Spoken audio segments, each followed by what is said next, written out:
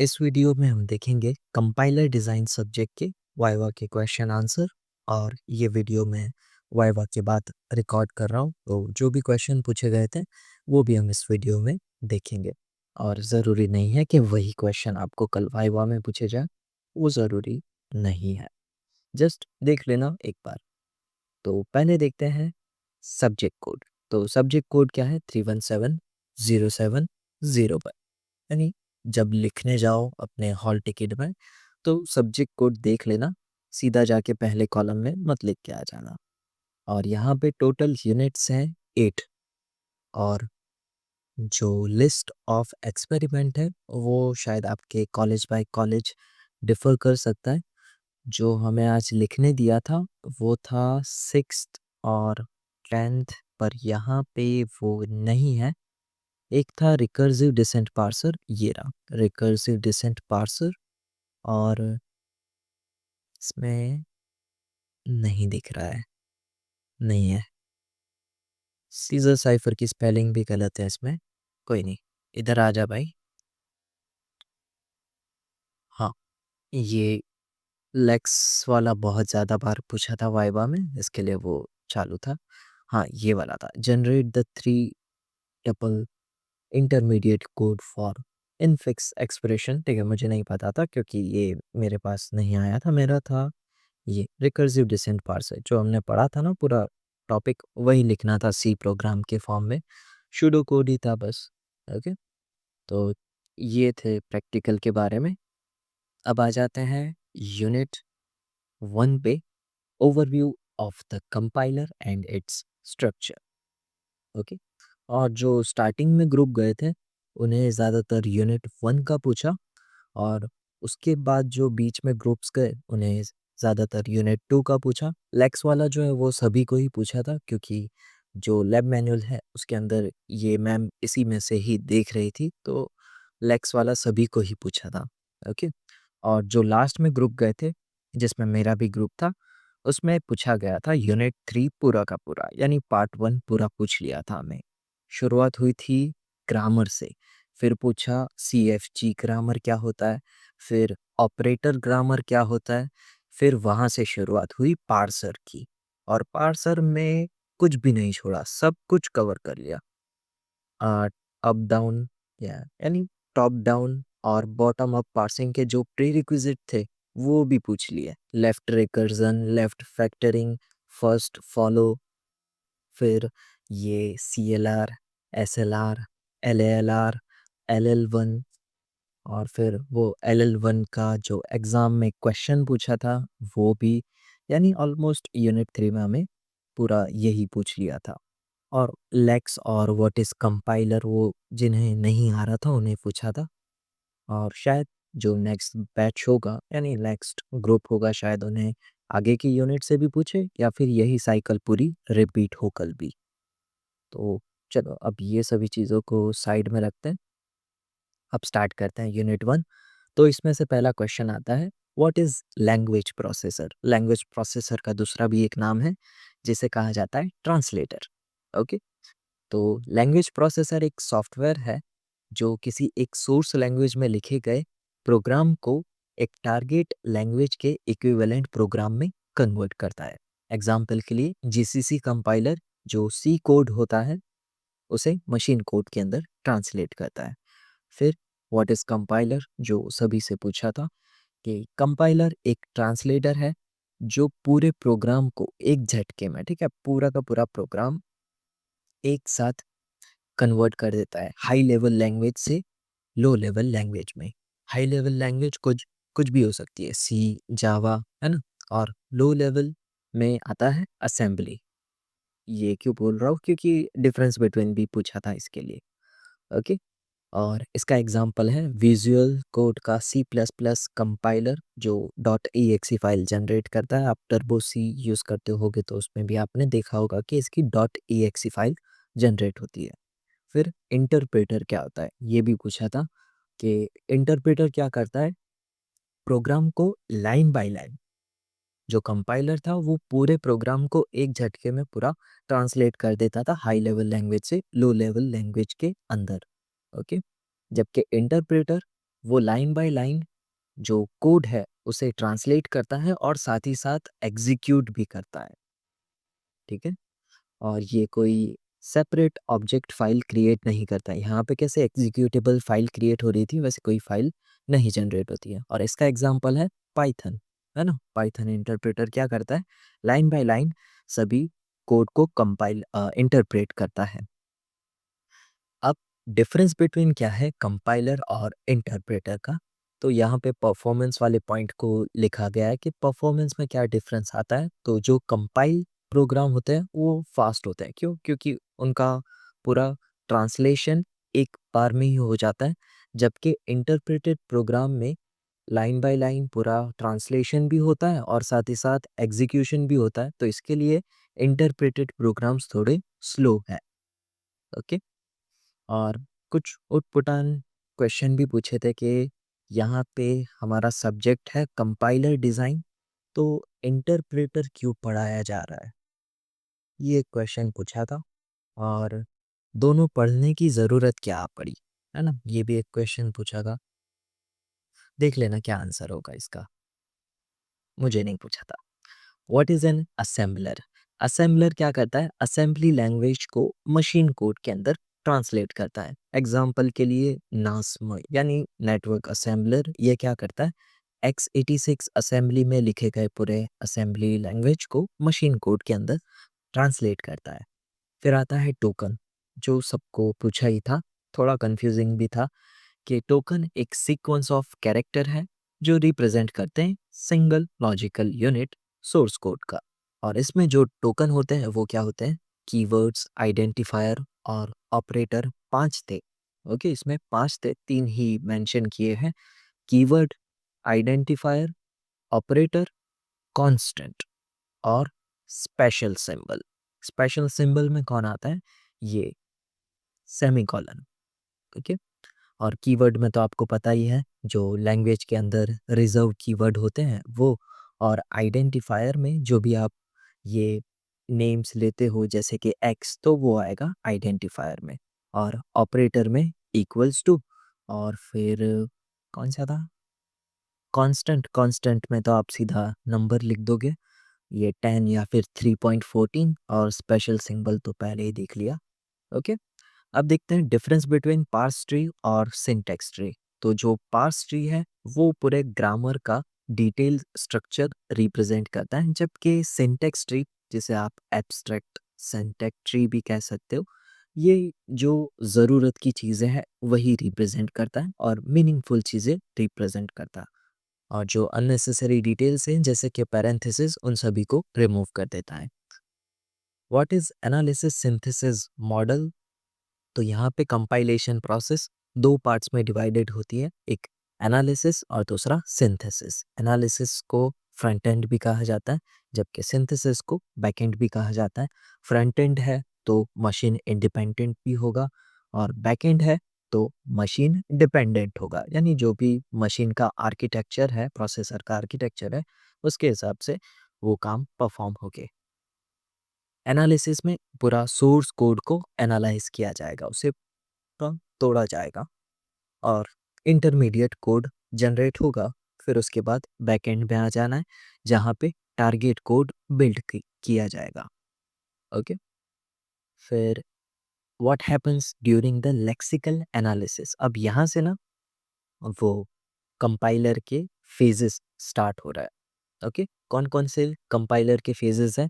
Lexical analysis, syntax analysis, semantic analysis, intermediate code generation, code optimization और code generation. ठीक है, ये 6 phases हैं। वो तो सभी को पता है कि ऑब्वियसली पूछेंगे ही। तो लेक्सिकल एनालिसिस क्या होता है, ये ज़्यादातर पूछा था। It scans the source code character by character to group them into tokens and removes the white space and comments. Lexical analysis क्या करता है, पूरे कोड को character character bye character scan करता है और उन्हें टोकन्स में ग्रुप करता है। एग्जाम्पल के लिए ये एक पूरा कोड है, रेट इंटू 60। तो इसमें जो रेट है उसको आइडेंटिफायर बना दिया जाएगा, जो स्टार है वो ऑपरेटर है, और 60 कांस्टेंट है तो उसको आप जस्ट 60 भी लिख सकते हो या फिर num 60 भी लिख सकते हो। सिंटैक्स एनालिसिस का आउटपुट क्या आएगा? तो सिंटैक्स एनालिसिस फेज का आउटपुट क्या आएगा? सीधी सी बात है, पार्स ट्री या फिर सिंटैक्स ट्री। ओके, और एंश्योर करना कि जो टोकन्स आपने जनरेट किए हैं वो ग्रामर रूल्स फॉलो कर रहे हैं। ओके, ये चेक करना। फिर सिमेंटिक एनालिसिस क्या करता है? ये लॉजिकल कंसिस्टेंसी चेक करता है और टाइप कंपैटिबिलिटी भी चेक करता है, जिसे आप टाइप चेकिंग भी कह सकते हो। अगर आपने पाइडेंटिक यूज़ किया होगा तो आपको पता होगा टाइप चेकिंग, यानी जस्ट एंश्योर करना कि जो भी ऑपरेशन परफॉर्म कर रहे हो उसमें दोनों वेरिएबल्स के जो टाइप्स है वो सेम है। अगर दोनों के टाइप्स डिफरेंट होते हैं, जैसे कि अगर आप स्ट्रिंग को इंटीजर के अंदर प्लस करने गए तो एरर देखने को मिल जाएगी। ओके, उसमें क्या एरर आएगी? Type error. Intermediate code generation क्या होता है? तो ये एक simple machine independent code generate करता है जो हाई लेवल लैंग्वेज और मशीन कोड के बीच में एज अ ब्रिज वर्क करता है। और इसका एग्जांपल रहेगा थ्री एड्रेस कोड। अगर आप जावा का एग्जांपल देना चाहते हो तो फिर बाइट कोड भी कह सकते हो। ज़्यादातर हम थ्री एड्रेस कोड ही कहेंगे। ओके, गोल कोड ऑप्टिमाइजेशन का गोल क्या है? तो इससे कोड की एफिशिएंसी यानी स्पीड और मेमोरी इम्प्रूव करना बिना प्रोग्राम के अंदर चेंजेस किए। यानी जो प्रोग्राम का ओरिजिनल मीनिंग है वो चेंज नहीं होना चाहिए। बस आप क्या करो, कोड को थोड़ा और ऑप्टिमाइज करो। ओके, और इसमें ऑप्टिमाइजेशन का एक एग्जांपल है कि ऐसे कोड जो एग्जीक्यूट नहीं होते हैं उन्हें कहा जाता है डेड कोड। तो ये डेड कोड को आप क्या करो, रिमूव कर दो कोड ऑप्टिमाइजेशन में। फिर सिंबल टेबल क्या होता है? तो ये एक डेटा स्ट्रक्चर है जिसके अंदर आइडेंटिफायर्स जैसे कि वेरिएबल्स, फंक्शन, उनके टाइप, उनकी वैल्यू, वो सभी स्टोर की जाती है मेमोरी लोकेशन के साथ। ओके, फिर प्री प्रोसेसर क्या होता है? अब यहाँ से ना कजिन्स ऑफ कंपाइलर स्टार्ट हो रहा है। कुछ लोगों को पूछा था ये प्री प्रोसेसर यानी कजिन्स ऑफ कंपाइलर के बारे में, ज़्यादातर नहीं पूछा था। तो चलो देख लेते हैं। पहले तो कजिन्स ऑफ कंपाइलर में कौन कौन आता है? पहला है प्री प्रोसेसर, फिर आता है कंपाइलर, और उसके बाद आता है असेंबलर, उसके बाद आता है लिंकर और फिर लोडर। असेंबलर तो हमने ऊपर देख लिया है, तो असेंबलर यहाँ पे नहीं लिखा है। तो प्री प्रोसेसर क्या करता है? ये एक प्रोग्राम है जो कंपाइलेशन के पहले ही सोर्स कोड को प्रोसेस करना स्टार्ट कर देता है, जैसे कि फाइल्स को इंक्लूड करना और मैक्रोज को एक्सपांड करना। ये सभी कामों को हैंडल करता है। जो आप सी लैंग्वेज के अंदर टॉप पर हैश इंक्लूड और हैश डिफाइन लिखते हो, वो सभी चीज़ें ये प्री प्रोसेसर रिप्लेस करता है। फिर आता है लिंकर का क्या रोल है? तो लिंकर मल्टीपल ऑब्जेक्ट्स फाइल को कंबाइन करता है और एक सिंगल एग्जीक्यूटेबल फाइल क्रिएट करता है। एग्जांपल के लिए जो आप प्रिंट एफ यूज़ करते हो, तो जो प्रिंट एफ का भी कोड है, ठीक है, वो जस्ट हम एज अ फंक्शन यूज़ करते हैं, उसका भी जो कोड होगा वो कोड को भी लिंकर लेकर आके एक सिंगल फाइल के अंदर कंबाइन कर देगा। ओके, और फिर इसका सिंगल एग्जीक्यूटेबल फाइल जनरेट होगा। फिर आता है लोडर। लोडर क्या करेगा? ये एग्जीक्यूटेबल फाइल को मेन मेमोरी के अंदर लोड करेगा एग्जीक्यूशन के लिए। क्रॉस कंपाइलर क्या होता है? तो एक ऐसा कंपाइलर जो एक डिफरेंट आर्किटेक्चर वाले मशीन के ऊपर रन हो रहा है, पर जो कोड जनरेट कर रहा है वो किसी दूसरे डिफरेंट आर्किटेक्चर के मशीन के लिए है। एग्जाम्पल के लिए, ये मेरा लैपटॉप है, विंडोज़ का है, और इसका प्रोसेसर है इंटेल, है ना? और इसके अंदर मान लो कि मैं ऐप डेवलपमेंट कर रहा हूँ, यानी एंड्रॉयड ऐप क्रिएट कर रहा हूँ। तो उसमें जो ऐप जनरेट होगा वो कौन से आर्किटेक्चर के लिए होगा? आर्म के लिए, है ना? तो वही है क्रॉस कंपाइलर, जिसमें आप एक डिफरेंट आर्किटेक्चर वाला डिवाइस यूज़ कर रहे हो, पर कोड जो जनरेट कर रहे हो वो किसी दूसरे डिवाइस का है। ओके, फिर इंक्रीमेंटल कंपाइलर, सबसे इजी कंपाइलर, एक ऐसा कंपाइलर जो प्रोग्राम के अंदर जो पार्ट चेंज होता है उसी पार्ट को रिकंपाइल करता है और जो पूरा प्रोग्राम है उस पूरे प्रोग्राम को रिकम्पाइल नहीं करता है, इससे इसका वक्त भी बचता है। Why is the compiler divided into front end and back end? बताओ, फ्रंट एंड और बैक एंड को डिवाइड क्यों किया गया है? फॉर पोर्टेबिलिटी, यानी जो फ्रंट एंड वाला पार्ट है वो सभी के अंदर सेम रहेगा। चेंज क्या होगा? Back and. क्यों बैक एंड चेंज होगा? क्योंकि वो मशीन डिपेंडेंट है। अभी तो हमने ऊपर पढ़ा था, बैक एंड जो है वो मशीन डिपेंडेंट है, तो वो डिफरेंट मशीन के लिए अलग अलग हो सकता है। जैसे कि इंटेल के लिए अलग, आर्म के लिए अलग। कौन कौन से उसमें फेजेस आते हैं? कोड जनरेशन और कोड ऑप्टिमाइजेशन, है ना? तो ये था पूरा यूनिट वाई। अब देखते हैं यूनिट टू, लेक्सिकल एनालिसिस। तो इसमें पहला क्वेश्चन आता है कि लेक्सिकल एनालाइजर का प्राइमरी रोल क्या है? ओके, लेक्सिकल एनालाइजर को स्कैनर भी कहा जाता है, जो फर्स्ट फेज है कंपाइलर का। ओके, और ये सोर्स कोड को कैरेक्टर बाय कैरेक्टर रीड करता है और उन्हें ग्रुप करता है एक मीनिंगफुल यूनिट्स में, जिसे टोकन्स कहा जाता है। Okay, it acts as the interface between the code and the parser. Code और पार्सर के बीच में एज अ इंटरफेस की तरह वर्क करता है। एग्जाम्पल के लिए, converting int a equals to 10 semicolon, तो इसके टोकन्स क्या क्या जनरेट होंगे? इंट ए, फिर ये अपना क्या नाम है, इक्वल्स टू 10, और फिर सेमीकोलन, ये सभी इसके क्या रहेंगे? टोकन्स। इसके बाद आप वो सभी आईडी, नम, वो सब चाहो तो लिख सकते हो। Okay, what are the secondary task of the lexical analyzer? ये तो मेन टास्क की बात हुई। सेकेंडरी टास्क क्या है इसके? तो जो वाइट स्पेस और कमेंट्स है उन्हें रिमूव करता है, और लाइंस के ऊपर भी ट्रैक रखता है कि किस लाइन के अंदर अगर कुछ एरर आती है तो वो एरर शो करने के लिए लाइन नंबर के ऊपर ट्रैक रखता है, ताकि जब भी एरर हो तो सीधा वो लाइन नंबर बता देगा कि इस वाले लाइन के ऊपर सेमी कॉलन मिसिंग है, या फिर आपने करली ब्रैकेट क्लोज नहीं किया है।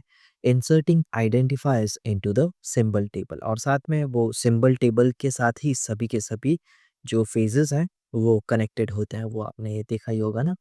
अ, ऊपर आ जा, ये कैसे सिंबल टेबल इन सभी लेयर्स के साथ कनेक्टेड होता है, यानी फेजेस के साथ कनेक्टेड होता है, और साथ में एरर रिकवरी भी। अब ये पूछा गया था लेक्सीम क्या होता है? तो लेक्सीम एक सीक्वेंस ऑफ कैरेक्टर है सोर्स कोड के अंदर, जो एक पैटर्न के साथ मैच होता है। It is the specific word written by the programmer. तो ये क्या है? एक स्पेसिफिक वर्ड है जो प्रोग्रामर लिखता है। जैसे कि इन प्रिंट एफ हाई, तो इसमें प्रिंट एफ क्या है? लेक्सीम है। ठीक है, फिर टोकन वापस से आया। हाँ, इसमें थोड़ा सही लिखा हुआ है। पिछले वाले में हमने देखा था कि टोकन क्या होता है, और उसकी 5 कैटेगरीज देखी थी। A token is the category और class that a lexeme belongs to. Token एक कैटेगरी है या फिर कह लो क्लास है जिसके अंदर लेक्सिम आता है। It represent the abstract type.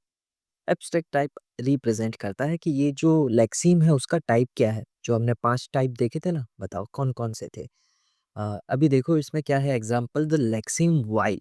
अब ये जो वाइल है वो कोई वर्ड नहीं, प्रोग्रामिंग लैंग्वेज में वाइल लूप यूज होता है ना, वो उसका वाइल है। तो ये कौन सा टोकन होगा? कौन सी कैटेगरी का टोकन होगा? तो कीवर्ड वाला होगा, है ना, क्योंकि लैंग्वेजेस के अंदर प्रिजर्व रहता है इसके लिए, रिजर्व रहता है इसके लिए।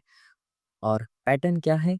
ये एक रूल है जो लेक्सीम्स के सेट को रिप्रेजेंट करने के लिए करने के लिए यूज किया जाता है। A pattern is the rule describing the set of lexemes that represent a specific token. एक रूल है जो सेट ऑफ लेक्सीम्स को रिप्रेजेंट करता है, कि इसमें पैटर्न जो है कुछ इस तरह से हो सकती है कि जो लेक्सीम होगा वो पर्टिकुलर इस लेटर से या फिर डिजिट से स्टार्ट होता है, ये उसका पैटर्न है। ओके, आइडेंटिफायर का पैटर्न हो सकता है कि लेटर जो है वो या तो लेटर से शुरू हो सकता है या फिर डिजिट से। ठीक है, a letter followed by letters और डिजिट्स, इस तरह से है। थोड़ा सा मिस्टेक हो गई, कोई नहीं। Why is input buffering use. अब बताओ इनपुट बफरिंग क्यों यूज़ होता है? क्योंकि जो अगर इनपुट बफरिंग ना हो तो सिंपल सा आपको क्या करना पड़ेगा कि बार-बार जो आपकी हार्ड ड्राइव है यानी डिस्क है उसके अंदर जाके कैरेक्टर को रीड करना पड़ेगा जो काफ़ी स्लो ऑपरेशन है। तो इनपुट बफरिंग क्या करता है? एक बफर का एरिया प्रोवाइड करता है जो काफ़ी फास्ट मेमोरी एरिया होता है जिसके अंदर कोड को लोड किया जाता है और उसी के अंदर उसे फटाफट रीड किया जाता है और इसी से ही कंपाइलर की जो प्रोसेस है वो स्पीड अप होती है। ओके, तो इसके लिए इनपुट बफर यूज़ किया जाता है। एक्सप्लेन द बफर पैर टेक्निक। तो इसके अंदर दो बफर्स यूज़ किए जाते हैं। तो इसमें जो स्कैनर होगा वो एक बफर को पूरा प्रोसेस करता है, उतने में ही सिस्टम दूसरे बफर के अंदर कोड का नेक्स्ट पार्ट लोड कर लेता है और इससे जो स्कैनर है उसे वेट करने की ज़रूरत नहीं पड़ती। ओके, फिर आता है what is sentinel in input buffering. तो इनपुट बफरिंग के अंदर सेंटिनल क्या है? ये एक स्पेशल कैरेक्टर है जो इंडिकेट करता है एंड ऑफ द बफर, जिसे EOF कहा जाता है, एंड ऑफ बफर, जिससे स्कैनर को पता चल जाता है कि हाँ भाई ये हमारा बफर का भी एंड है और टोकन का भी एंड यहीं पे हो रहा है, जिससे एफिशिएंसी इम्प्रूव होती है। अब आते हैं लेक्स पर। ये बहुत ज़्यादा बार पूछा है। तो लेक्स एक टूल है, इसका फुल फॉर्म क्या रहेगा? लेक्सिकल एनालाइजर जनरेटर, जो क्या करता है? लेक्सिकल एनालाइज़र क्रिएट करना होता है हमें। पहले तो पहली बात तो ये है कि हमें लेक्सिकल एनालाइज़र क्रिएट करना होता है और ये लेक्सिकल एनालाइज़र लिखा जाता है सी कोड के अंदर, ठीक है? सी लैंग्वेज के अंदर। तो ये सी लैंग्वेज में लिखना कभी-कभार ना मुश्किल हो जाता है। तो लेक्स टूल का यूज़ करके आप क्या कर सकते हो कि जो लेक्स है उसको आपको क्या करना है, 3 चीज़ें प्रोवाइड लेक्स प्रोग्राम लिखना पड़ेगा उसके लिए। उसमें आपके पास एक रहेगा डिक्लेरेशन जिसमें वेरिएबल्स और कांस्टेंट डिफाइन करोगे, रूल्स ये वाला मेन है, ठीक है? इसके अंदर आप क्या डिफाइन करोगे? सेट ऑफ रेगुलर एक्सप्रेशन के स्कैनर को अगर ये रेगुलर एक्सप्रेशन मिलता है तो उसे कौन-सा करस्पॉन्डिंग एक्शन परफॉर्म करना है। यानी उसको आप इफ फिर रेगुलर एक्सप्रेशन अगर ये मिलता है देन परफॉर्म दिस एक्शन। तो इस तरह से आप ये रूल लिखोगे। फिर आता है ऑक्सिलरी प्रोसीजर्स। तो ये थोड़ा ऑप्शनल पार्ट है। ये कब यूज़ होता है? जब आपको एक्शन परफॉर्म करने के लिए किसी सी फंक्शन की ज़रूरत पड़ती है तो वो वाली चीज़ आप ऑक्सिलरी प्रोसीजर के पार्ट में लिखते हो। ओके, यहाँ पे जो डिक्लेरेशन वाला पार्ट होगा उसके ऊपर ये डबल परसेंटेज, उसके नीचे भी डबल परसेंटेज, रूल्स के ऊपर भी आ चुका है, फिर रूल्स के नीचे भी वापस से आप लिखोगे। इस तरह से इसको ये डबल परसेंटेज से सेपरेट किया जाता है। इसका डायग्राम देख लो। अ, ये ना एक डायग्राम के अंदर एक अजीब-सा सवाल पूछा था कि lex dot y y dot c का आउटपुट क्या आता है? Lex dot y y dot c का आउटपुट क्या आता है? ये क्वेश्चन पूछा था, मैं खुद कन्फ्यूज़ था। तो शुरुआत से ही समझाना शुरू कर दिया था कि लेक्स टूल का यूज़ क्यों होता है? लेक्सिकल एनालाइज़र जनरेट करना है, तो वो हमें सी लैंग्वेज में लिखना थोड़ा मुश्किल पड़ता है, तो इसके लिए हम क्या करते हैं कि जो भी रेगुलर एक्सप्रेशन होते हैं, उन्हें लिख कर एक लेक्स डॉट एल फाइल के अंदर लिखकर लेक्स टूल को प्रोवाइड कर देते हैं, लेक्स कंपाइलर को प्रोवाइड कर देते हैं। तो इससे जनरेट होता है lex dot y y dot c. अब ये जो आउटपुट आया है इसको हम सी कंपाइलर को प्रोवाइड करके ए डॉट आउट, और ये क्या होता है हमारा एक्चुअल लेक्सिकल एनालाइजर। ठीक है, ये बन चुका है हमारा लेक्सिकल एनालाइजर। और फिर इसका यूज़ करके आप क्या लेके आओगे? Sequence of tokens. तो मैम ने लास्ट में बोला कि लास्ट में क्या आउटपुट आता है, तो सीधा लास्ट वाला बोलना था ना, है ना? तो लास्ट में बताया कि सीक्वेंस ऑफ टोकन। मैंने पूरी प्रोसेस समझाई, फिर लास्ट में बोला कि हाँ सीक्वेंस, कोई बात नहीं। हाँ, वर्किंग वर्किंग भी समझ में आ चुका है ना? हाँ, अब आ जाते हैं क्लीन स्टार और प्लस। तो क्लीन स्टार में आप क्या करोगे? ज़ीरो या फिर ज़ीरो से ज़्यादा मोर अकरेंसेस। ओके, जबकि प्लस के अंदर एक से, ठीक है? यहाँ से शुरुआत होगी एक से, एक या फिर एक से ज़्यादा अकरेंसेस होनी चाहिए। ए स्टार अगर लिखा हुआ है तो इसकी शुरुआत यहाँ पे आप देखो तो एम्प्टी स्ट्रिंग भी हो सकती है, और फिर ए, डबल ए, ट्रिपल ए, ये सब चलता रहेगा। फिर ए प्लस के अंदर क्या होगा, ये इतना part A, double A, triple A, फिर वो चलता रहेगा। ओके, बस ये था इसमें क्लीन स्टार और प्लस का, उसे किसी को पूछा भी नहीं था। हाँ, ट्रांजिशन डायग्राम, तो ये एक फ्लो चार्ट है जो स्कैनर किस तरह से टोकन्स को रिकॉग्नाइज करता है वो विजुअलाइज करने के लिए यूज़ किया जाता है। इसके अंदर स्टेट्स और ट्रांजिशन होते हैं, स्टेट्स को सर्कल से और ट्रांजिशन को एरो से रिप्रेजेंट किया जाता है, और ये ट्रिगर होते हैं बाय द इनपुट कैरेक्टर जो आप प्रोवाइड करते हो। थॉमसन कंस्ट्रक्शन क्या होता है, तो ये एक स्टैंडर्ड एल्गोरिदम है जो आरई को एनएफए में कन्वर्ट करता है। Okay, why does a scanner need look ahead capability? Scanner को लुक अहेड कैपेबिलिटी की ज़रूरत क्यों है?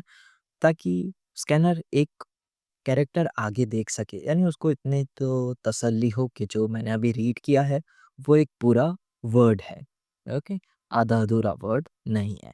The scanner often needs to pick at the next character to correctly decide the tokens type. यहाँ पे टोकन के टाइप की बात हो रही है कि टोकन का टाइप क्या होगा, कि अगर जस्ट ए है तो वो क्या रहेगा, आइडेंटिफायर। अगर लेस देन है, इक्वल्स टू है, तो वो क्या रहेगा, ऑपरेटर, है ना।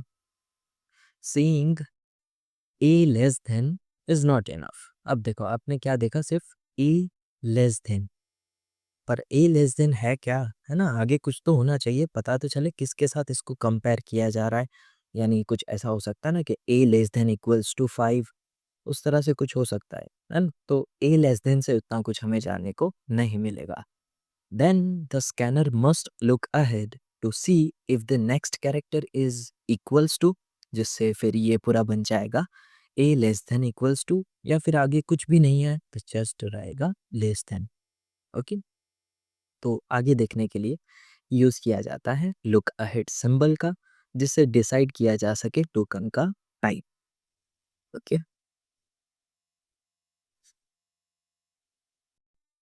अब देखते हैं यूनिट 3 सिंटैक्स एनालिसिस।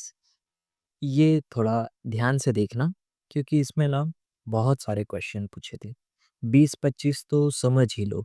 तो हर एक लाइन को ध्यान से देखना, यहाँ तक कि हर एक वर्ड को ध्यान से देखना, ठीक है। जैसे जैसे क्वेश्चन आएंगे मैं बताऊंगा कौन कौन से पूछे थे।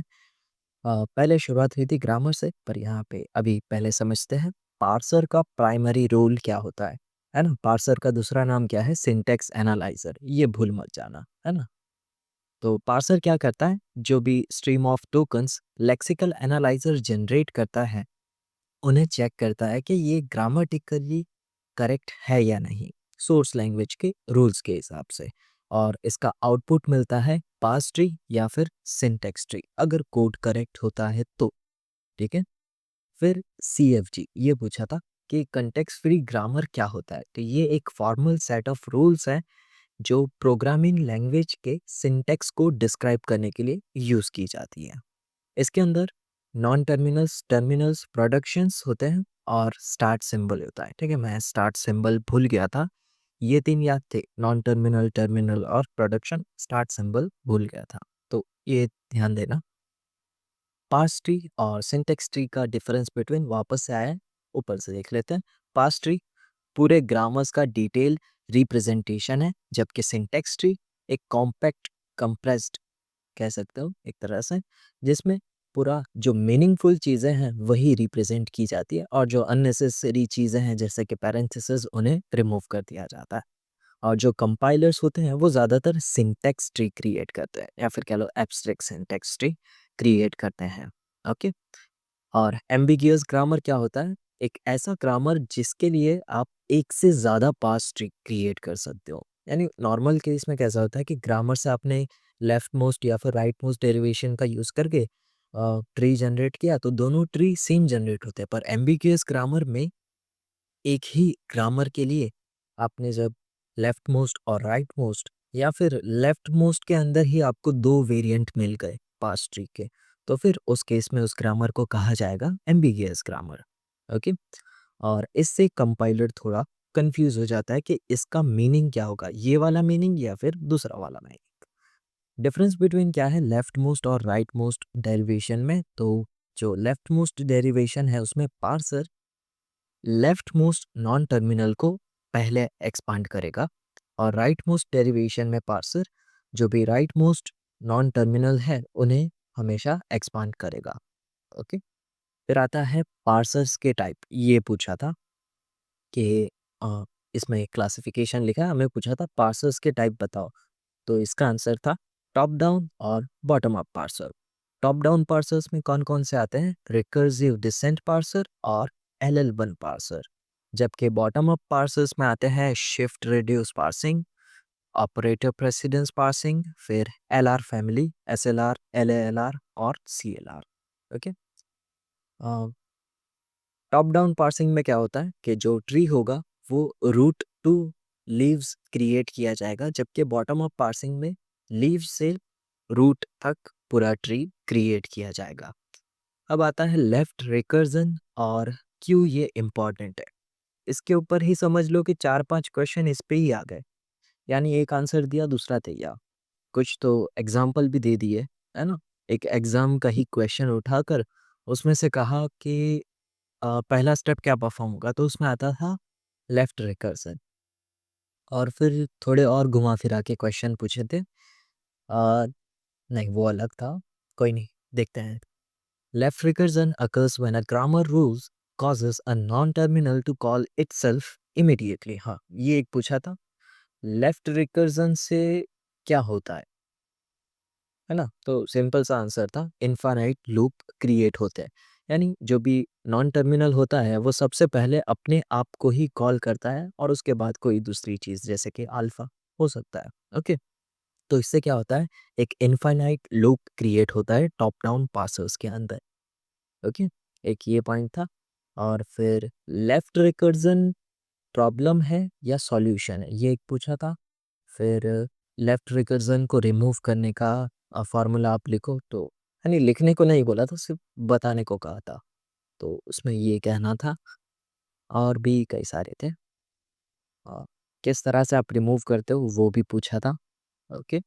अब देखते हैं लेफ्ट फैक्टरिंग, इसके ऊपर भी 4-5 क्वेश्चन थे कि लेफ्ट फैक्टरिंग क्या है। एक टेक्निक है जिसमें से कॉमन प्रीफिक्सेस, ठीक है, ये मेन पॉइंट था जो सभी बोल रहे थे।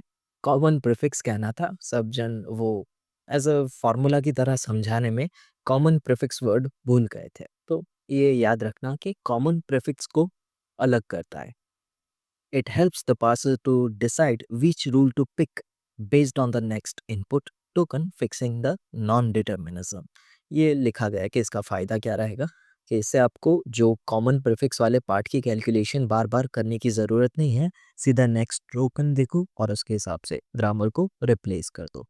और एक क्वेश्चन पूछा था, लेफ्ट फैक्टरिंग प्रॉब्लम है या सॉल्यूशन है ना? लेफ्ट फैक्टरिंग प्रॉब्लम है या कोई टेक्निक है, यानी ग्रामर को लेफ्ट फैक्टर बनाया जाता है या फिर ग्रामर में से लेफ्ट फैक्टरिंग रिमूव किया जाता है। तो वो एक टेक्निक है, तो उसमें से आप रिमूव नहीं करते हो। रिमूव किसको करोगे? लेफ्ट रिकर्सन को। ओके। और भी कुछ छोटे छोटे क्वेश्चन ये लेफ्ट फैक्टरिंग के रिलेटेड पूछे थे।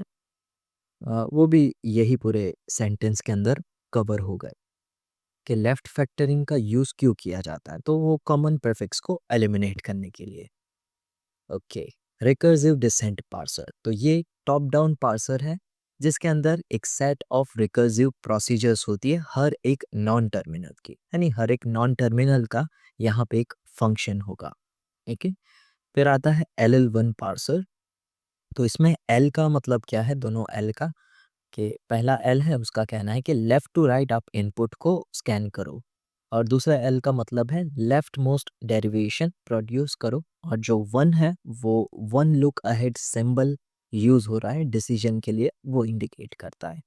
ओके। अब आता है फर्स्ट एंड फॉलो। इसमें भी 5 क्वेश्चन तो हो ही गए थे। हाँ, पहला क्वेश्चन था फर्स्ट एंड फॉलो किसके लिए फाइंड करता है, टर्मिनल के लिए या नॉन टर्मिनल के लिए, है ना? तो बताओ क्या आएगा? नॉन टर्मिनल के लिए। ओके। अब फर्स्ट के यहाँ पे 3 फ़ॉर्मूलाज़ थे, ठीक है? मैं यहाँ पे दोनों वैसे भी एफ से स्टार्ट होता है तो पूरा ही लिखना पड़ेगा फर्स्ट, ओके? और ये फॉलो, फॉलो, ओके। बताओ 3 फ़ॉर्मूला है यानी 3-3 रूल है ना? अगर एक्स जो है वो पहले तो फर्स्ट अब क्या-क्या हो सकता है वो समझो। पहले तो वो टर्मिनल हो सकता है ना? दूसरा वो नॉन टर्मिनल हो सकता है ना? नॉन टर्मिनल हो सकता है और तीसरा एप्सिलॉन हो सकता है। हाँ, एक ये क्वेश्चन पूछा था कि एप्सिलॉन किसके अंदर अलाउड है? फर्स्ट के अंदर या फिर फॉलो के अंदर? तो एप्सिलॉन किसके अंदर अलाउड है? फर्स्ट के अंदर, ना कि फॉलो के अंदर। और अगर टर्मिनल होता है तो सीधा आप टर्मिनल लिख दोगे। अगर नॉन टर्मिनल होता है तो फिर वो नॉन टर्मिनल का फर्स्ट क्या होगा वही आपको फाइंड करना होगा। और अगर नॉन टर्मिनल के आगे जो आगे है टर्मिनल होता है तो फिर कुछ करना नहीं है। अगर आगे नॉन टर्मिनल होता है यानी ए बी इस तरह से होता है तो फिर आपको चेक करना है क्या बी एप्सिलॉन है। तो फिर अगर बी भी एप्सिलॉन होता है तो फिर वापस आपको आगे वाला चेक करना होगा। ठीक है, यानी ये ए बी एप्सिलॉन हो सकता है बी भी एप्सिलॉन हो सकता है तो दोनों की दोनों रिमूव हो जाएंगे। तो फिर आपको आगे वाले का फिर फर्स्ट फाइंड करना होगा और फिर उसे लिखना होगा। ठीक है, फिर फॉलो के अंदर 3 रूल्स थे। स्टार्टिंग है ना, पहला तो स्टार्टिंग का, इसमें भी एक क्वेश्चन पूछा था कि स्टार्ट सिंबल का स्टार्ट सिंबल को फॉलो कौन करता है, तो इसमें आंसर था डॉलर। ओके, फिर अगर मिडल में होता है, ठीक है, मिडल में मिडल वाले नॉन टर्मिनल का आप फॉलो फाइंड कर रहे हो तो उसमें क्या सिचुएशन हो सकती है। अगर आगे टर्मिनल है तो सीधा टर्मिनल लिख दोगे। अगर आगे नॉन टर्मिनल है तो उस नॉन टर्मिनल का आप यहाँ पे क्या लिखोगे, फर्स्ट, फर्स्ट लिखोगे। ठीक है, इसमें फर्स्ट लिखोगे। अब तीसरा केस स्टार्ट हो गया, मिडल हो गया, अब एंड पे आ जाते हैं कि एकदम एंड पर है जिसका आपको फॉलो फाइंड करना है वो नॉन टर्मिनल। तो इसमें भी दो सिचुएशन हो सकती है, या तो वो सही में एकदम लास्ट पर है या फिर उसके आगे ऐसा नॉन टर्मिनल है जो एप्सिलॉन हो सकता है। तो ये दो केस हो सकता है और दोनों केस में आपको क्या करना है कि जिस भी रूल का, जिस भी प्रोडक्शन का ये सॉरी जिस भी प्रोडक्शन का ये नॉन टर्मिनल है, यानी अगर वो ई डिराइव्स ए बी होता है और अगर आप बी का फॉलो फाइंड कर रहे हो तो इसके आगे तो कुछ है नहीं, तो उस केस में आप क्या करोगे, जो ई का फॉलो होगा वही सीधा कॉपी कर लोगे। ओके, तो मैं इसको एंड लिख देता हूँ, एंड। ठीक है, तो इस तरह से ये 3 इसके रूल्स रहेंगे, वो याद रखना। ठीक है, और भी कई सारे छोटे-छोटे क्वेश्चंस थे, वो भी आप अपने हिसाब से आंसर दे दोगे, इतना तो था ही। और एक सम पूछा था कि इसका फर्स्ट क्या होगा, उसका फॉलो क्या होगा, है ना? फिर आता है शिफ्ट रिड्यूस पार्सर, यहाँ से बॉटम ऑफ पार्सर्स शुरू हो रहा है, तो इसमें स्टैक यूज़ होता है और इसके अंदर इनपुट सिंबल्स को शिफ्ट किया जाता है और जब वो एक कंप्लीट हैंडल बन जाते हैं वो सभी इनपुट सिंबल्स, तो फिर उन्हें रिड्यूस कर दिया जाता है उनके नॉन टर्मिनल से। जैसे कि ई इम्प्लाइज यानी ई डिराइव्स आईडी होता है और आपका अभी इनपुट सिंबल आईडी बन चुका है, तो फिर ये जो आईडी है वो क्या रहेगा, हैंडल। ओके, और फिर ये हैंडल को उसके नॉन टर्मिनल से रिप्लेस कर दिया जाता है। और हैंडल क्या होता है ये तो अभी हमने देखा है ना, ये एक सब स्ट्रिंग है जो स्टैक के एकदम टॉप पर है, that matches the right hand side of a production rule, जो प्रोडक्शन के राइट हैंड साइड से मैच होता है और वो रेडी है रिड्यूस होने के लिए उसके नॉन टर्मिनल से। और ये प्रोसेस को क्या कहा जाता है, हैंडल प्रूनिंग। ठीक है, प्रोसेस को क्या कहा जाता है, यानी जब भी आप सब स्ट्रिंग को सॉरी हैंडल को उसके नॉन टर्मिनल से रिप्लेस करते हो तो उस प्रोसेस को कहा जाता है हैंडल प्रूनिंग, और जो सब स्ट्रिंग होती है उसे कहा जाता है handle. What is operator precedence parsing, तो देखें, a parsing method use for grammars where no two non terminals appears side by side. अच्छा, ऑपरेटर ग्रामर की डेफिनेशन लिखी है इसने कि ऑपरेटर प्रेसिडेंस पार्सिंग से पहले आपको चेक करना है कि जिसके लिए भी आप ये ऑपरेटर प्रेसिडेंस पार्सिंग क्रिएट कर रहे हो वो ग्रामर ऑपरेटर ग्रामर होना चाहिए। और ऑपरेटर ग्रामर की दो कैरेक्टरिस्टिक्स हैं कि पहला, वो एप्सिलॉन नहीं होना चाहिए उसके किसी भी प्रोडक्शन के अंदर। दूसरा, दो नॉन टर्मिनल्स साथ में नहीं होना चाहिए, यानी ये साइड बाय साइड नहीं होना चाहिए। अगर दोनों साइड में होते यानी साथ में होते तो वो ग्रामर ऑपरेटर ग्रामर नहीं कहा जाएगा। ओके, तो ये दो रूल्स याद रखना। और फिर ये प्रेसिडेंस रिलेशंस यानी वो less than, greater than, equals to, ये सभी प्रेसिडेंस रिलेशन का यूज करता है इन टर्मिनल्स के बीच में प्रेसिडेंस डिफाइन करने के लिए। ओके, फिर एलआर पार्सर्स की हायरार्की एक्सप्लेन करो। तो इसमें पूछा था जस्ट कि एसएलआर क्या होता है, एलएएलआर क्या होता है, सीएलआर क्या होता है। ओके, और फिर उसके ग्रामर का एक पॉइंट पूछा था पर वो टेबल की तरफ जा रहा है, अभी पहले ये देखते हैं। सिंपल एलआर है ना, एसएलआर का फुल फॉर्म क्या है? सिंपल एलआर सबसे सिंपलेस्ट, जिसमें स्मॉलेस्ट टेबल क्रिएट होते हैं और थोड़ा कम पावरफुल है। फिर आता है एलएएलआर, लुक अहेड एलआर, जो ज़्यादा पावरफुल है एसएलआर से और सेम टेबल साइज एसएलआर जितनी रहेगी। और ये वाई एसीसी टूल्स में यूज़ किया जाता है। एक को वाइस एसीसी का फुल फॉर्म भी पूछा था, yet another compiler compiler. Okay, फिर आता है सीएलआर, कैनोनिकल एलआर, जो मोस्ट पावरफुल है पर इसके अंदर टेबल बहुत ज़्यादा लार्ज क्रिएट होते हैं। तो एलआर फैमिली के यानी एलएलआर के पार्सर्स के एग्जांपल है यहाँ पे वाई एसीसी और बाइसन। ठीक है, फिर आता है ये भी पूछा था कि एलआर पार्सिंग के अंदर कन्फ्लिक्ट्स क्या होता है, नहीं सिर्फ पूछा था कि कन्फ्लिक्ट्स क्या होता है। देखो, ओवरऑल कन्फ्लिक्ट की बात की जा रही है जिसमें एल1 भी कवर हो जाता है, ज़रूरी नहीं कि एलआर की ही बात हो। ओवरऑल का पूछा था। तो इसमें दो तरह के कन्फ्लिक्ट्स होते हैं, एक शिफ्ट रिड्यूस कन्फ्लिक्ट और दूसरा reduce reduce conflict. Okay, shift reduce conflict conflict में क्या होगा, पहले तो सिंपल सा आप क्या बोलोगे कि अगर किसी टेबल के सिंगल सेल के अंदर मल्टीपल एंट्रीज होती है तो फिर वो ग्रामर जो भी आप प्रूव करना चाहते थे वो ग्रामर नहीं है। ओके, यानी मल्टीपल एंट्रीज नहीं होनी चाहिए वो। फिर एलआर पार्सिंग के कॉन्टेक्स्ट में अगर पूछते हैं तो फिर आपको कहना है कि टेबल के अंदर एक सिंगल सेल के अंदर शिफ्ट भी हो रहा है और रिड्यूस ऑपरेशन भी हो रहा है। तो उस केस में हम कह सकते हैं कि ये जो ग्रामर है वो पर्टिकुलर एलआर ग्रामर नहीं है, एसएलआर, एलएएलआर, सीएलआर ग्रामर नहीं है। अगर रिड्यूस रिड्यूस कन्फ्लिक्ट होता है तो उस केस में क्या हो सकता है कि जो भी हैंडल है या फिर कह लो यही आईडी वाला एग्जांपल ले, तो वो दो प्रोडक्शन से रिप्लेस होता होगा, जैसे कि A derives ID, B derives ID, है ना। इस तरह से दो रूल से सेम हैंडल रिप्लेस होता है तो उस केस में क्रिएट होता है reduce reduce conflict. Shift reduce कब होता है, जब ये जो आईडी है उसको आप रिप्लेस भी कर रहे हो और उसकी जगह पे कोई दूसरा आप इस तरह से प्लस आईडी करके इसको किसी और से रिप्लेस करते हो जैसे कि सी से। तो उस केस में शिफ्ट ऑपरेशन भी परफॉर्म किया जा सकता है पर उसको रिप्लेस भी किया जा सकता है। तो इस केस में जो जनरेट होगा कॉन्फ्लिक्ट वो होगा शिफ्ट रिड्यूस कॉन्फ्लिक्ट। इसमें पार्सर को पता नहीं होता है कि शिफ्ट ऑपरेशन परफॉर्म करूँ या फिर उसको रिड्यूस कर दूँ। रिड्यूस रिड्यूस में इसके पास दो वैलिड रूल्स हैं उसे रिड्यूस करने के लिए, पर कौन सा यूज़ करना वो भी एक कॉन्फ्लिक्ट है।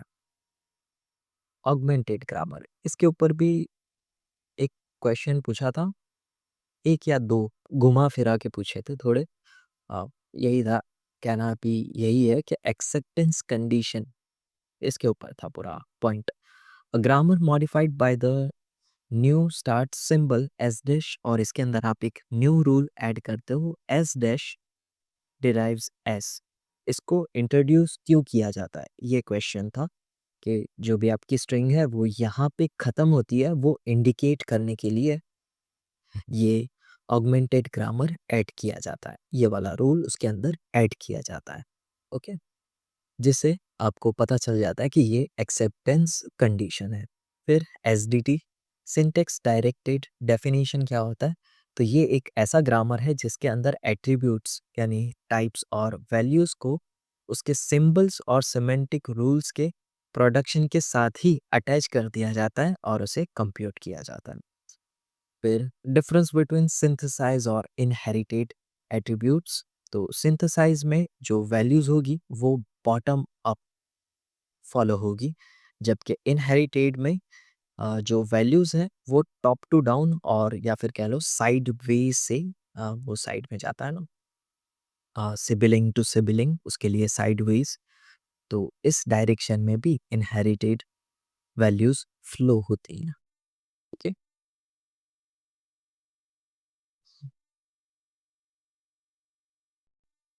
अब आता है यूनिट 4 एरर रिकवरी पर। और इसमें से पहला क्वेश्चन पूछा गया था, एरर हैंडलर यूज क्यों होता है ना? उसका कंपाइलर डिजाइन के अंदर क्या काम है? तो ये कंपाइलर को हेल्प करता है जब कोई भी एरर अकर होती है कंपाइलेशन के वक्त, तो उसे नोट डाउन कर लेता है, अ, अपने पास रखता है और कंपाइलर को बोलता है कि आप बाकी का जो प्रोग्राम है वो कंपाइल करना कंटिन्यू करो। ओके? इन शॉर्ट कहने का मतलब है कंपाइलर को रुकना नहीं पड़ता इसमें। अगर एरर आई तो एरर हैंडलर उसे नोट कर लेगा और फिर कंपाइलर अपना एग्जीक्यूशन कंटिन्यू करता रहेगा। Okay? The primary goal is to report the errors clearly and recover from them so the compiler can continue checking the rest of program without stopping at the first mistake। और इसमें recovery का भी option है। इसकी recovery की 4 strategies हैं, वो आगे देखेंगे, वो भी पूछा था। पहले देखते हैं प्रोग्रामिंग एरर्स के टाइप्स या फिर कह लो कैटेगरीज। तो दो तरह की एरर होती है, कंपाइल टाइम एरर और रन टाइम एरर।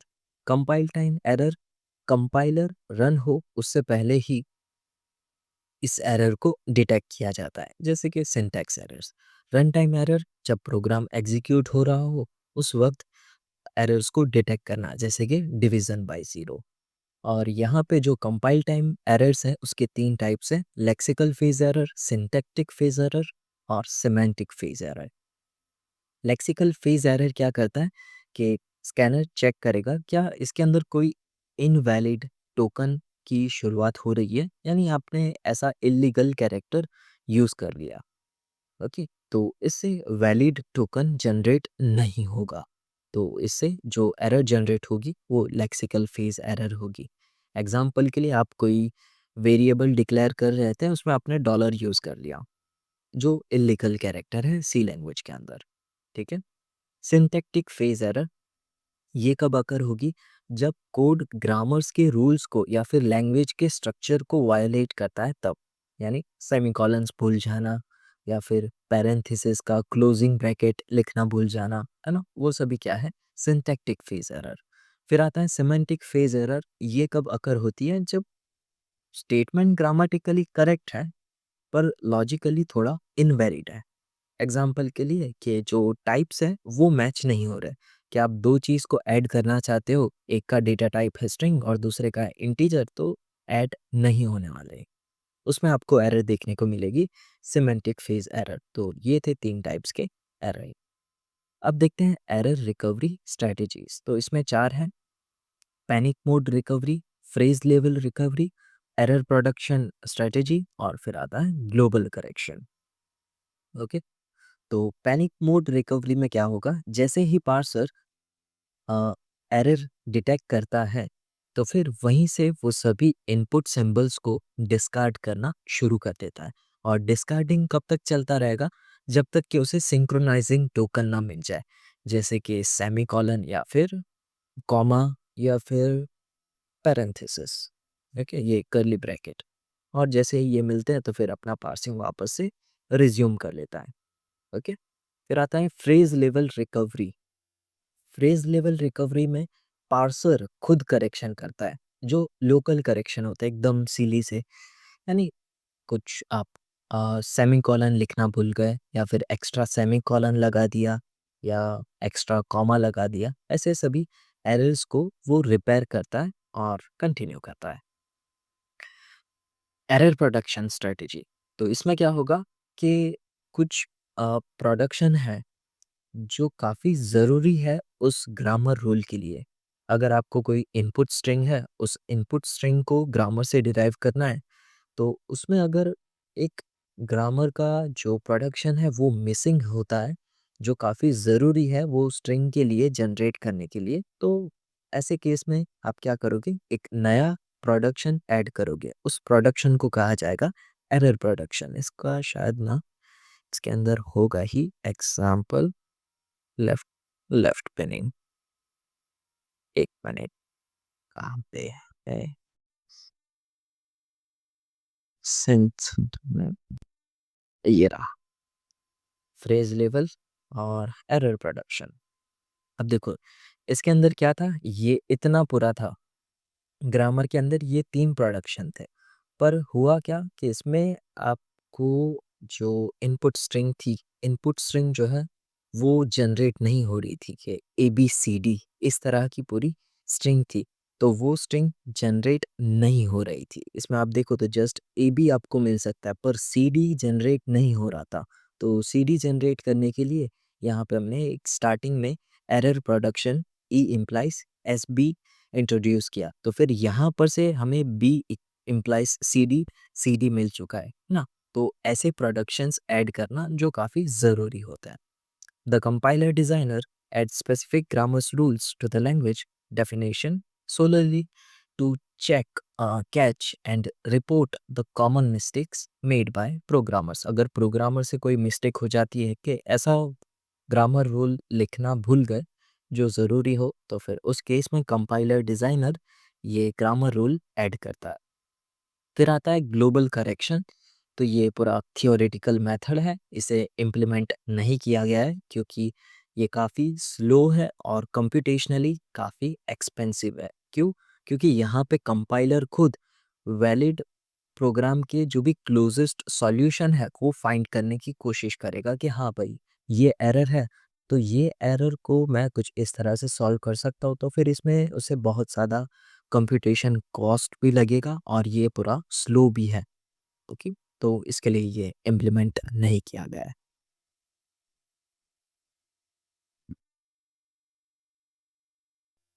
अब देखते हैं यूनिट 5 इंटरमीडिएट कोड जनरेशन। तो ये एक मशीन इंडिपेंडेंट रिप्रेजेंटेशन है सोर्स प्रोग्राम का, जो कंपाइलर एनालिसिस फेज के बाद जनरेट करता है, यानी कोड जनरेशन की फेज के पहले तक के पार्ट में जनरेट करता है।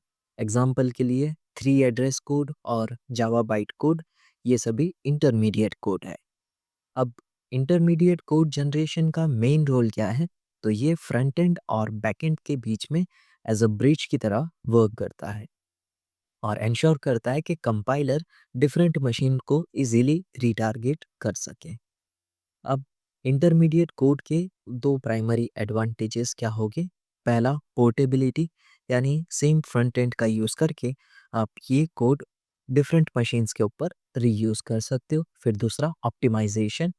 ये ऑप्टिमाइजेशन वो कंपाइलर के ऊपर डिपेंड करता है। अगर कंपाइलर इस फेज़ के अंदर ऑप्टिमाइजेशन करना अलाउ करता है तो फिर वो 3 एड्रेस कोड को भी आप ऑप्टिमाइज़ कर सकते हो। ओके। फिर 3 एड्रेस कोड क्या होता है? तो ये एक सीक्वेंस ऑफ सिंपल इंस्ट्रक्शन है जहाँ पे हर एक इंस्ट्रक्शन के पास एट मोस्ट 3 ऑपरेंड्स होता है, यानी मैक्सिमम 3 ऑपरेंड्स होंगे, उसमें से 2 इनपुट के लिए होंगे और 1 रिजल्ट के लिए होगा। एग्जाम्पल के लिए ये जो 3 कोड है वो क्या है, x equals to y plus z into डब्ल्यू। अब ये आप पूरा लिख नहीं सकते हो क्योंकि यहाँ पे कंडीशन क्या है कि मैक्सिमम 3 ऑपरेंड होना चाहिए। तो इसको हमें ब्रेक करना होगा। तो ब्रेक किस तरह से करेंगे, मल्टीप्लिकेशन वाला पार्ट पहले परफॉर्म करेंगे क्योंकि उसका प्रेसिडेंस ज़्यादा है। तो z इंटू टी और इसका रिजल्ट स्टोर कर दो T1 के अंदर, टेम्पररी वेरिएबल है। ओके, तो हो गए यहाँ पे 3 ऑपरेंड्स मैक्सिमम, 2 इनपुट के लिए और 1 रिजल्ट के लिए, है ना। फिर अब क्या बचा, वाई प्लस फिर ये T1 कर देना है और फिर इसको x के अंदर स्टोर कर देना। तो ये बन चुका है आपका 3 एड्रेस कोड। अब देखते हैं डायरेक्टेड असाइक्लिक ग्राफ क्या होता है। तो ये सिमिलर है सिंटैक्स ट्री की तरह ही, पर जो कॉमन सब एक्सप्रेशंस होते हैं उन्हें मर्ज कर दिया जाता है डायरेक्टेड असाइक्लिक ग्राफ के अंदर। और डाग के अंदर मल्टीपल पेरेंट्स हो सकते हैं। डाग का मेन एडवांटेज क्या है सिंटैक्स ट्री के कंपेयर में, तो ये कॉमन सब एक्सप्रेशंस को डिटेक्ट करता है और कंपाइलर को सिर्फ वो एक ही बार गिनने के लिए कहता है और फिर वही वैल्यू वापस से रीयूज करता है, जिससे कोड को और ऑप्टिमाइज किया जा सके। एग्जाम्पल के लिए a equals to b into C plus b into C. तो इसमें ये जो b इंटू सी है वो एक बार कैलकुलेट होगा और दूसरी बार उसी की वैल्यू रीयूज हो जाएगी। ओके। पोस्टफिक्स नोटेशन ये तो सभी को पता ही है, आपने डेटा स्ट्रक्चर्स में देखा होगा कि जो भी ऑपरेटर होता है वो ऑपरेंड के लास्ट में चला जाता है ना। कि यहाँ पे a plus B star c है तो ये स्टार सी के लास्ट में चला जाएगा और ये जो प्लस है वो b के बाद आ जाएगा। तो देखो a b plus c star. फिर 3 कॉमन इम्प्लीमेंटेशन बताओ 3 एड्रेस कोड के, यानी क्वाड्रपल, ट्रिपल और इनडायरेक्ट ट्रिपल। तो क्वाड्रपल क्या है? ये एक रिकॉर्ड स्ट्रक्चर है जिसमें 4 फील्ड है, ऑपरेटर, आर्ग्यूमेंट 1 2 और रिजल्ट।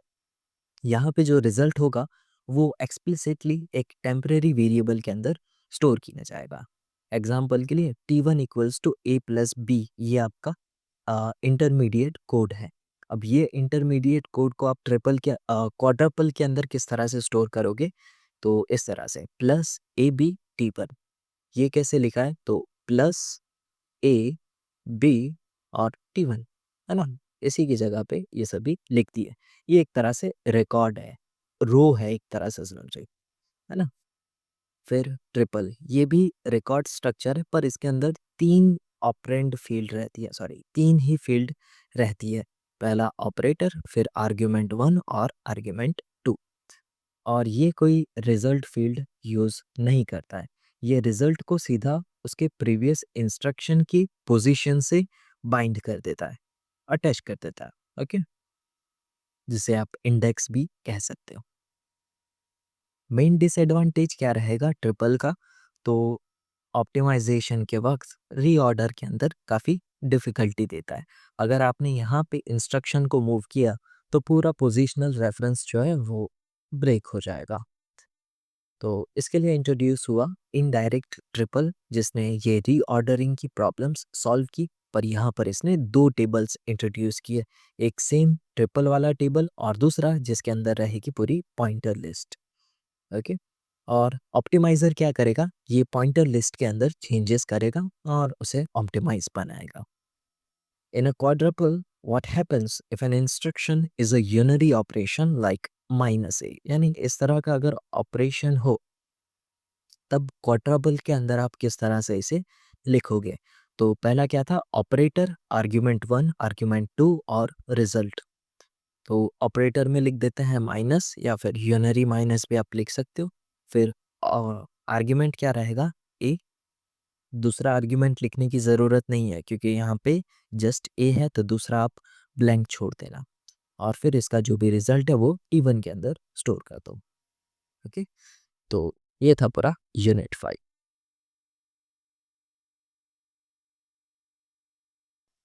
अब स्टार्ट करते हैं यूनिट 6 रन टाइम एनवायरनमेंट, और इसमें पहला क्वेश्चन आता है व्हाट इज एक्टिवेशन ट्री। तो एक्टिवेशन ट्री क्या है? ये एक ट्री स्ट्रक्चर है जो फंक्शन के कॉल्स के फ्लो को विजुलाइज करने के लिए यूज़ किया जाता है।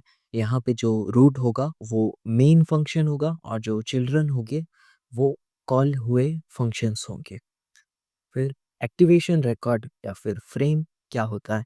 तो ये एक ब्लॉक ऑफ मेमोरी है स्टैक के अंदर जो एक सिंगल फंक्शन कॉल के रिलेटेड सभी इंफॉर्मेशन स्टोर करता है।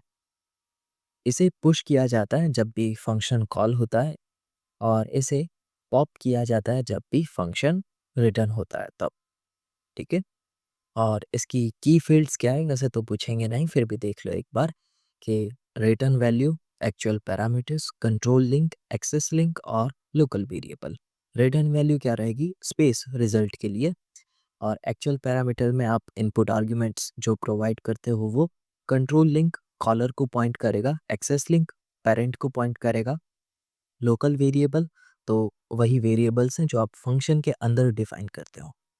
फिर static versus dynamic memory allocation. तो स्टैटिक के अंदर कंपाइल टाइम पर मेमोरी रिजर्व्ड रहेगी विद अ फिक्स साइज, जबकि डायनामिक के अंदर रन टाइम पर मेमोरी एलोकेट की जाएगी और ये मेमोरी ग्रो भी हो सकती है और श्रिंक भी हो सकती है, यानी कम भी हो सकती है और ज़्यादा भी हो सकती है।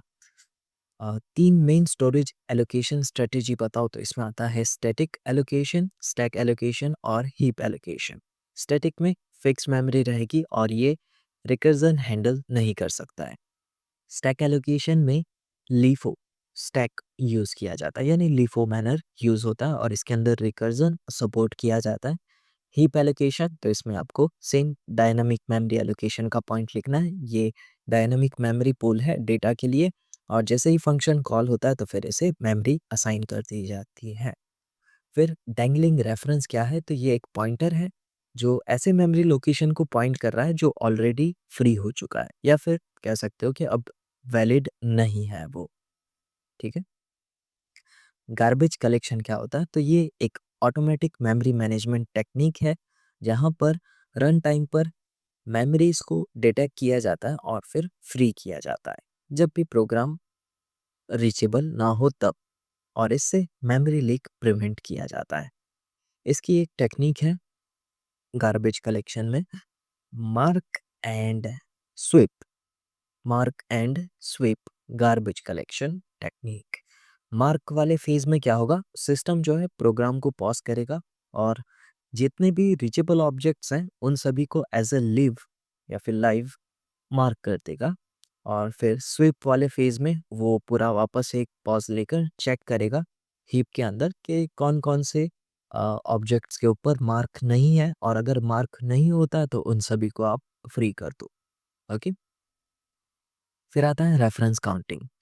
तो ये एक मेथड है जहाँ पे हर एक ऑब्जेक्ट के ऊपर ट्रैक रखा जाता है इस तरह से कि उन्हें कितने पॉइंटर्स पॉइंट कर रहा है, और जैसे ही वो पॉइंटर का काउंट 0 होता है तो फिर वो ऑब्जेक्ट डिलीट हो जाता है।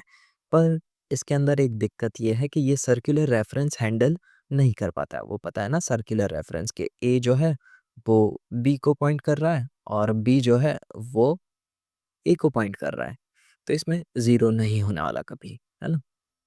फिर बताओ कॉल बाय वैल्यू क्या होता है? तो ये फंक्शन के अंदर जो भी आर्ग्यूमेंट है उसे कॉपी किया जाता है। Okay, the function receives a copy of the argument. इसके अंदर जो भी चेंजेस होंगे वो ओरिजिनल वेरिएबल के ऊपर नहीं परफॉर्म होंगे, अफेक्ट नहीं करेंगे। ठीक है। कॉल बाय वैल्यू में किस तरह से रहेगा? फंक्शन को आप आर्ग्यूमेंट का कॉपी प्रोवाइड करोगे और जो भी चेंजेस परफॉर्म होंगे वो ओरिजिनल वेरिएबल के ऊपर अफेक्ट नहीं करेंगे। फिर आता है कॉल बाय रेफरेंस। तो इसमें सीधा आप मेमोरी एड्रेस ही प्रोवाइड कर दे रहे हो वेरिएबल का या फिर आर्ग्यूमेंट का, और इसके अंदर जो भी चेंजेस होंगे वो ओरिजिनल वेरिएबल के ऊपर डायरेक्टली अफेक्ट करेंगे क्योंकि आपने मेमोरी एड्रेस प्रोवाइड किया है इसके लिए। फिर कॉपी इन कॉपी आउट या फिर कॉपी रिस्टोर क्या होता है?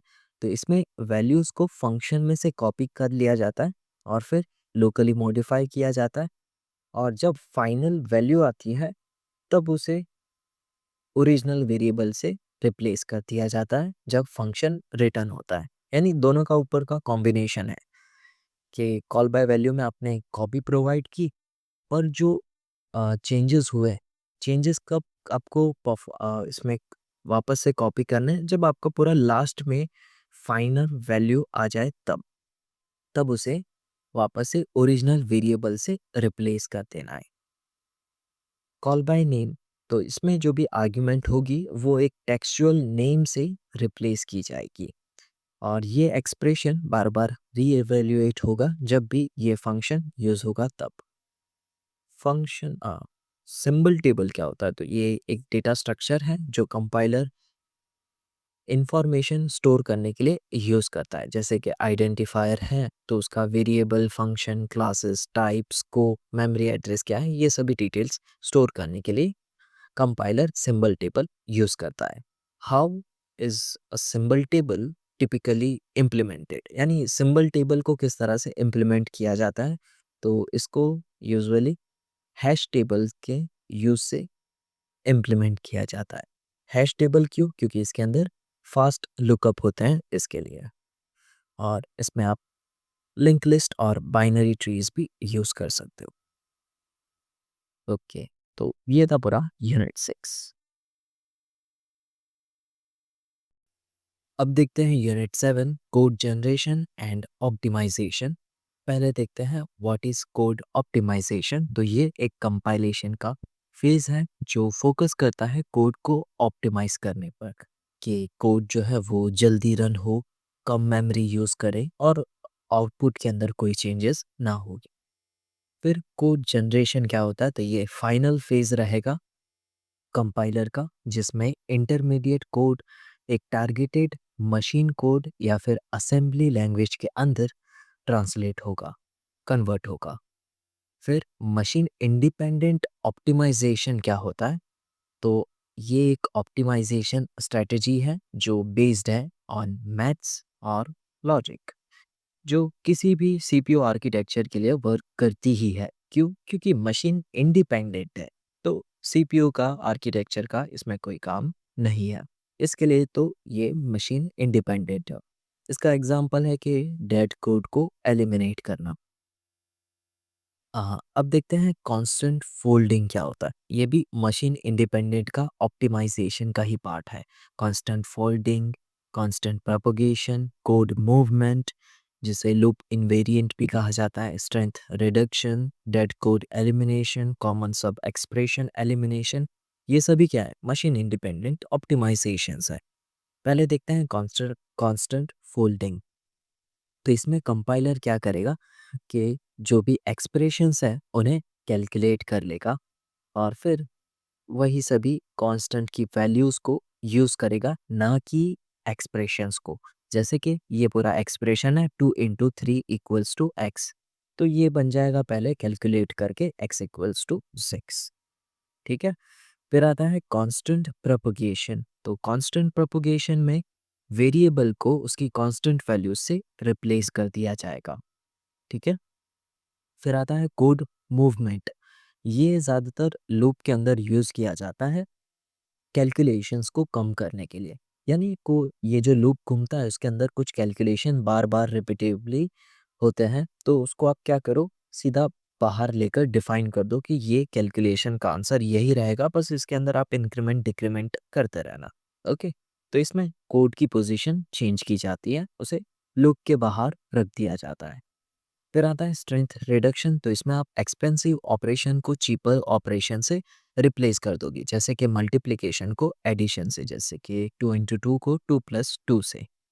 फिर डेड कोड एलिमिनेशन। इसमें आप ऐसे कोड को रिमूव कर दोगे जो कभी एग्जीक्यूट होते ही नहीं हो और उनका रिजल्ट के ऊपर कोई अफेक्ट नहीं पड़ता हो। फिर कॉमन सब एक्सप्रेशन एलिमिनेशन, यानी ऐसे कैलकुलेशंस जो रिपीट होते हो 2 बार या फिर 2 से ज़्यादा बार, तो पहले वाले को ही आप क्या करो, पहले वाले का कैलकुलेशन कर लो, उसको ही आप सेकंड के अंदर रीयूज़ कर लेना। ओके। अब देखते हैं पीप हॉल ऑप्टिमाइजेशन। तो ये मशीन डिपेंडेंट ऑप्टिमाइजेशन है, जिसे लोकल ऑप्टिमाइजेशन टेक्निक भी कहा जाता है। ये एक स्मॉल विंडो की तरह है। पीप हॉल का मतलब क्या? स्मॉल विंडो, जो कुछ इंस्ट्रक्शन को देखता है और उन्हें उनके फास्टर वाले या फिर शॉर्टर सीक्वेंस से रिप्लेस करता है। तो इसमें भी पीप हॉल ऑप्टिमाइजेशन में ज़्यादातर आपको ये चीज़ें देखने को मिलेगी ही, जो आपने मशीन इंडिपेंडेंट में परफॉर्म की थी।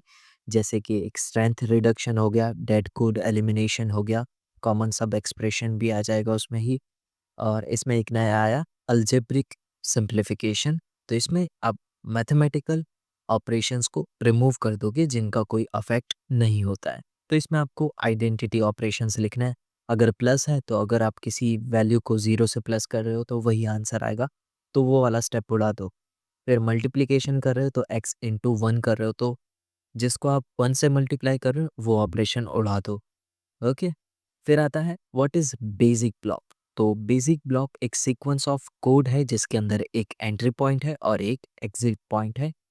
जैसे ही आपने इसकी फर्स्ट लाइन एग्जीक्यूट की तो उसके अंदर की सभी लाइंस उसी ऑर्डर में एग्जीक्यूट होगी बिना किसी जंप के। फिर फ्लो ग्राफ क्या होता है, तो ये एक ऐसा ग्राफ है जो पूरे प्रोग्राम का कंट्रोल फ्लो शो करता है कि किस तरह से ये नोड्स बेसिक ब्लॉक्स हैं और एजेस वो जंप्स इंडिकेट करती है उन सभी बेसिक ब्लॉक्स के बीच में। फिर की इशू क्या होता है कोड जनरेटर डिज़ाइन में।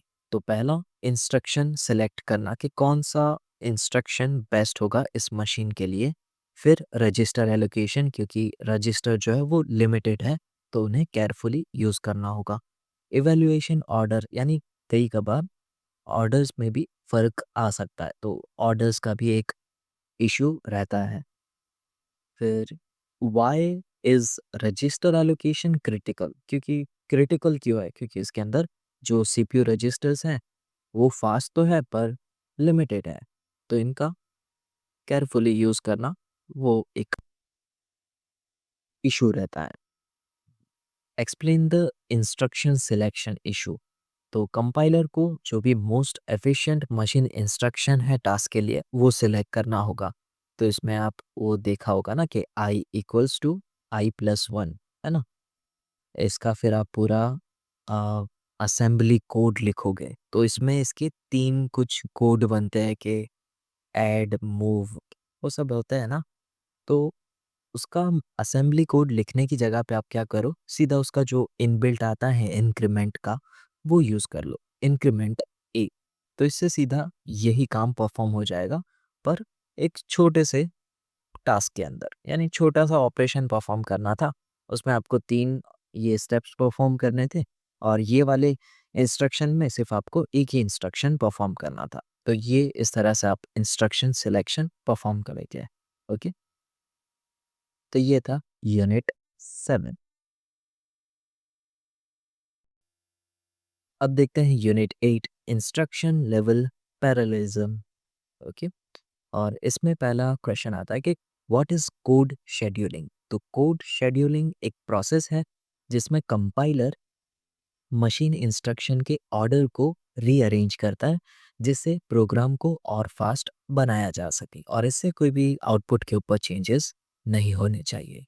फिर डेटा डिपेंडेंसी ग्राफ क्या होता है, तो ये एक ऐसा ग्राफ है जो ब्लॉक बेसिक ब्लॉक शेड्यूलिंग में यूज़ किया जाता है जहाँ पर नोड्स रिप्रेजेंट करती है इंस्ट्रक्शंस को और एजेस रिप्रेजेंट करती है डिपेंडेंसीज को।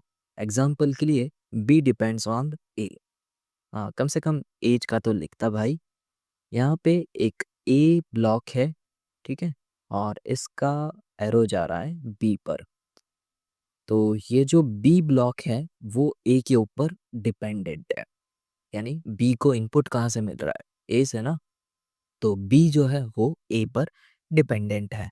What is list scheduling. List scheduling क्या है, ये एक मेन एल्गोरिदम है बेसिक ब्लॉक शेड्यूलिंग का जो रेडी इंस्ट्रक्शन की लिस्ट को मेंटेन करता है, यानी ऐसे इंस्ट्रक्शन जो एग्जीक्यूट होने के लिए तैयार है उस इंस्ट्रक्शन को कहा जाएगा रेडी इंस्ट्रक्शन।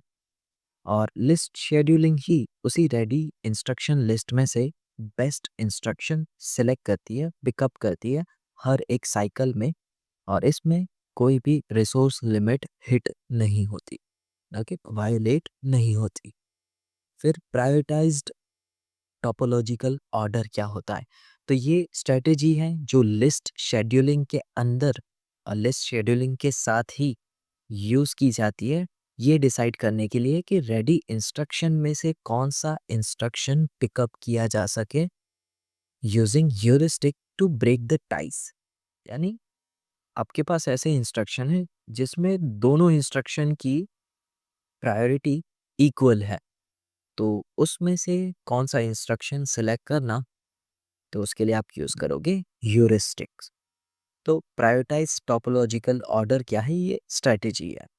जो लिस्ट शेड्यूलिंग के अंदर ही यूज़ की जाती है एक इंस्ट्रक्शन पिकअप करने के लिए। असेंबलर क्या होता है बताओ? ये एक प्रोग्राम है जो असेंबली लैंग्वेज को बाइनरी मशीन कोड में ट्रांसलेट करता है। पास क्या होता है असेंबलर में? तो पास एक कंप्लीट स्कैन है, या फिर कह लो असेंबली सोर्स कोड को स्टार्टिंग से लेके एंड तक रीड करना, उसे हम कहते हैं pass. What is the main goal of pass one in two pass assembler? अब यहाँ पे बात किसकी हो रही है? टू पास असेंबलर की। इसमें पास दो होते हैं, पास वन और पास टू। उसमें से पूछ रहा है कि पास वन का मेन गोल क्या है? तो इसका मेन गोल रहेगा एनालिसिस। ये क्या करेगा? सभी इंस्ट्रक्शन और लेबल्स के मेमोरी एड्रेस डिटरमाइन कर लेगा और उन्हें सिंबल टेबल के अंदर स्टोर कर देगा। फिर से बोलता हूँ, टू पास असेंबलर में पास वन का काम क्या है कि जो भी इंस्ट्रक्शंस और लेबल्स हैं उन सभी के मेमोरी एड्रेस को सिंबल टेबल के अंदर स्टोर करना। ओके। फिर लोकेशन काउंटर क्या होता है? तो ये एक वेरिएबल है जो असेंबलर यूज करता है मेमोरी एड्रेस के ऊपर ट्रैक रखने के लिए कि करंटली कौन सा इंस्ट्रक्शन एग्जीक्यूट हो रहा है, प्रोसेस हो रहा है उसके लिए। फॉरवर्ड रेफरेंस क्या है? तो फॉरवर्ड रेफरेंस अगर होता है जब इंस्ट्रक्शन एक लेबल को रेफर कर रहा है। ठीक है, एक इंस्ट्रक्शन लेबल को रेफर कर रहा है जो बाद में डिफाइन किया गया है कोड में। तो उस केस में आप लेबल का मेमोरी एड्रेस डायरेक्टली नहीं लिख सकते हो। क्यों? क्योंकि देखो एग्जांपल समझो कि ये लिखा है जंप टारगेट 10वीं लाइन पे, 10वीं लाइन पे लिखा है जंप टारगेट। जंप तो वो इंस्ट्रक्शन है, टारगेट क्या है? लेबल है। ओके। अब ये लेबल की डेफिनेशन आपने लिखी है 50वीं लाइन पे, तो इस केस में फॉरवर्ड रेफरेंस अकर होगा। Okay. How does a two pass assembler handle the forward reference? Two pass assembler forward reference को किस तरह से हैंडल करता है? तो इसमें इतना हार्ड नहीं है। पहले पास में ये सभी के एड्रेसेस सिंबल टेबल के अंदर रिकॉर्ड कर लेता है और पास टू में जाकर सभी के बाइनरी कोड जनरेट करता है। देखिए, तो टू पास असेंबलर में इतना हार्ड नहीं रहेगा। What happens in pass two of two pass assembler? क्या करेगा पास टू में? सिंथेसाइज कहा जाता है इसे। ये जो भी आपके मशीन कोड्स लिखे हुए थे असेंबली में, उन्हें बाइनरी कोड में ट्रांसलेट करता है और उसके एड्रेसेस भी सिंबल टेबल के अंदर फिल करता है, वो भी बाइनरी में। How does a single pass assembler handle a forward reference? अब बताओ, single pass assembler forward reference को किस तरह से हैंडल करेगा? तो इसके लिए एक टेक्निक यूज होती है बैक पैचिंग। बैक पैचिंग में क्या होगा कि जब भी लेबल आता है तो लेबल के मेमोरी एड्रेस को ब्लैंक छोड़ दिया जाता है, और जब लेबल एक्चुअली में जहाँ पर डिफाइन होता है और वहाँ पे हम पहुँचते हैं तो उसका मेमोरी एड्रेस कॉपी करके फिर से वापस पीछे जाते हैं और जहाँ पे आपने ब्लैंक छोड़ा था वहाँ पर उसे वापस से पैच करते हैं, यानी जो भी लेबल का मेमोरी एड्रेस था वो आप वहाँ पे लिखोगे। ठीक है। What is the symbol table used for in an assembler? एक मिनट। What is the symbol table used for in an assembler? It maps the label names to their actual memory address, allowing the assembler to replace names with binary addresses. सीधा सीधा बोलना, assembler के अंदर symbol table क्यों use होता है? तो ये जो भी लेबल नेम्स होते हैं उन्हें उनके मेमोरी एड्रेस से मैप करता है और असेंबलर को अलाउ करता है कि जो भी उनके नेम्स है उनको आप बाइनरी एड्रेसेस से रिप्लेस करो। ओके। तो ये था पूरा यूनिट 8 और यहीं पे हमारे सभी वाइवा के क्वेश्चंस ख़त्म होते हैं। ओके। तो बस यही था, है ना? अगर कोई टॉपिक आपको अच्छे से आता है जैसे कि फेजेस ऑफ कंपाइलर या फिर एसएलआर, सीएलआर, वो सभी आप बोल सकते हो अगर आपको पूछते हैं कि आपने कौन सा टॉपिक अच्छे से किया है उस केस में। ठीक है। तो चलो ये वीडियो में बस इतना ही रखते हैं।